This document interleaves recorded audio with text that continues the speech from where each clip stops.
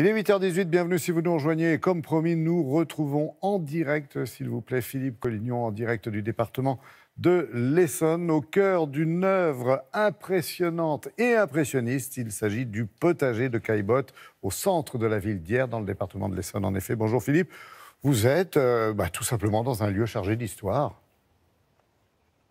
Ben oui, Laurent, bonjour à tous. Effectivement, un lieu d'histoire chargé, encore méconnu du grand public, hein, le potager Caillebotte, le lieu Caillebotte en général. Alors c'est un endroit mythique parce que ce peintre impressionniste a laissé de très jolies toiles, de très beaux témoignages d'œuvres autour du jardin, notamment cette toile très connue qui s'appelle Les Jardiniers de Gustave Caillebotte, où on voit bien les jardiniers à l'œuvre avec le mur, les arbres, les lignes de chichère à Gustave Caillebotte et évidemment les cloches en verre qui servaient à réchauffer les semis, les fruits et les légumes. Cloches que l'on voit encore aujourd'hui dans les jardins de Gustave Caillebotte, les véritables cloches en verre. Vous êtes en train de me dire qu'en fait, rien n'a changé depuis cette époque? Ben, rien n'a changé, sauf qu'il a été abandonné à son triste sort pendant une trentaine d'années, voilà. Mais maintenant, grâce à une association ultra dynamique, il a vraiment retrouvé corps et âme. Ce sont à peu près une vingtaine de jardiniers qui entretiennent ici ce jardin et font de ce jardin, de ce potager, un coin complètement atypique, Laurent. Un potager donc, qui reprend les influences du peintre Gustave Caillebotte? Exactement, comme on a pu le voir sur le tableau précédemment, oui. Regardez, tout est en ligne ici. Les allées sont en ligne, les parcelles sont en ligne. Voilà, il adorait les lignes, donc ça donne un petit côté graphique au lieu. Et donc c'est beaucoup plus joli dans ce type de potager. Et qu'est-ce qu'on y trouve alors, puisque c'est un potager? Eh bien, on y trouve à peu près une trentaine de parcelles gérées par 20 jardiniers, ce qui donne en fait 20 possibilités différentes, hein, tout simplement. Alors cette année, le thème c'est pois et compagnie, avec les haricots, les fèves, etc.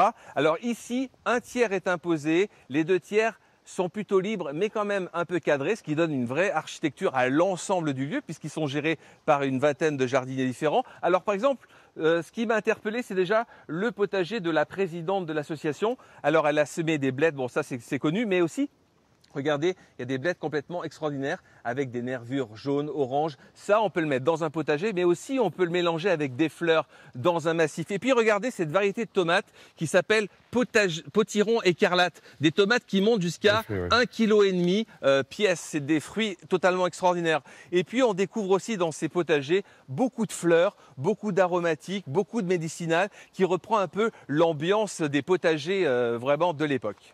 Et puis il y a une autre parcelle qui m'a aussi interpellé. Une autre parcelle, regardez, c'est cultivé sur sol vivant. C'est un peu la nouvelle tendance des jardiniers. Ça, c'est une jeune fille qui fait ça. Tout simplement, elle met les semences de pommes de terre sur le sol. Elle ne les enterre pas, elle ne les enfouit pas. Puis, elle met de la paille et ça pousse sous la paille, sur la terre, mais sous la paille. Et elle monte la paille au fur et à mesure. Donc, moins de maladies, moins de parasites, une récolte beaucoup plus facile et une façon nouvelle de cultiver son jardin sur la paille. Bah oui, vous répondez en partie à la question que j'allais vous poser. C'est vrai, est-ce qu'il y a des règles à respecter, un mode de culture précis? Eh bien, ici, c'est plutôt le zéro phyto qui est à l'honneur, hein. Pas de produits phytosanitaires, on cultive, c'est pas type biologique, mais voilà, on reprend les principes de la permaculture. Regardez aussi les murs qu'on a vus dans le tableau de Gustave Caillebotte.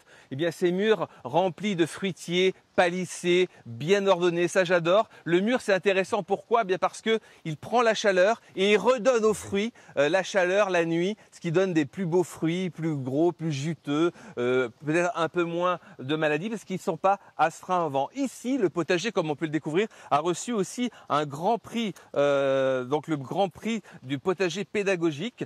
Ça, c'est vraiment extraordinaire. Et puis ici, tout est en partage. C'est ça qui est intéressant. Les graines sont en partage. On prend des graines plutôt de variétés anciennes.